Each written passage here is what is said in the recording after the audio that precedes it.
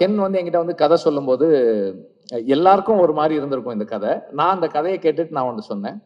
ஆ கதை ரொம்ப நல்லா இருக்கு. பட் செகண்ட் ஹால்ஃப் கொஞ்சம் லெங்த்தா இருக்க மாதிரி இருக்கு அப்படின்னு நான் சொன்னேன். Because I am very critical. நான் எப்பவுமே அப்படிதான் இருப்பேன். ஆனா அந்த இந்த அந்த கதையை சொல்லும்போது கென்னுக்கு இருந்த ஒரு ஒரு எனர்ஜி அண்ட் ரொம்ப மெட்டிகுலஸா அந்த அந்த ஒரு அந்த என்னது ஸ்பீக்கர் சொன்னாங்க அது. அதில் வரும்போது சார் நான் இந்த இடத்துல மியூசிக் போடுறேன் சார் கதை சொல்லிட்டு நம்ம ஆன் பண்ணிட்டு கதை சொன்னா கரெக்டா ஒரு எமோஷனல் சீன் வரும்போது ஒரு பேக்ரவுண்ட் ஸ்கோர் பிளே ஆகுது.